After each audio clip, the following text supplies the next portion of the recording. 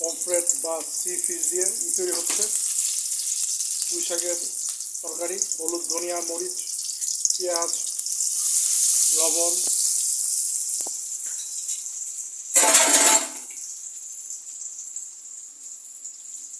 জিরা বাটা, আদা জিরা বাটা একসাথে,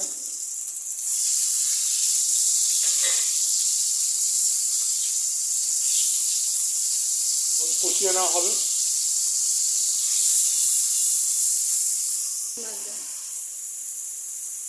সি ফুডের স্পেসিফিক নাম রিনাউন্ড না, প্রচলিত না, তো আপনারা কেউ জেনে থাকেন কমেন্ট করে জানাবেন। স্পেসিফিক্যালি সব মাছের আলাদা নাম তো অবশ্যই মনে আছে।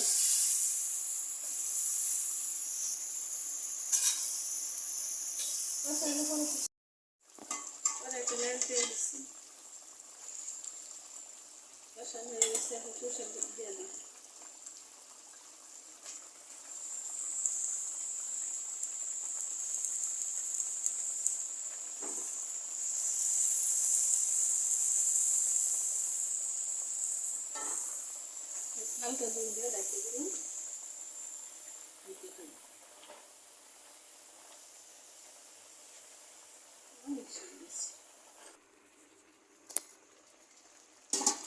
ওকে, জল দিয়ে দিছিলাম।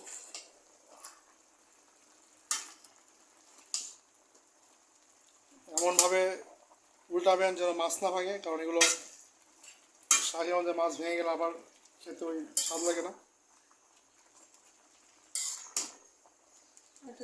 পুঁই শাক, পালং শাক, এগুলো আমার ফেভারিট। আর এগুলোর সাথে বড় বড় চিংড়ি হলে আরও টেস্টি হয় জিনিসটা।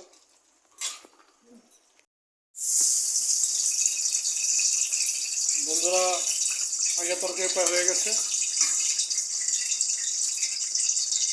পুঁই শাকে কিন্তু প্রচুর পরিমাণে পটাশিয়াম, অর্থাৎ একটা ডাবের পানিতে যে পরিমাণ পুষ্টি, এটা পুঁই শাকের, যে পুঁই শাক থেকে কিন্তু এক্সট্রাকশন, যে নির্যাসটা বেরোচ্ছে, এখানে কিন্তু ডাবের পানি, পুঁই শাকের যে পানি নির্যাস, মোটামুটি সেম ধরনের নিউট্রিশনটা পাওয়া যায়।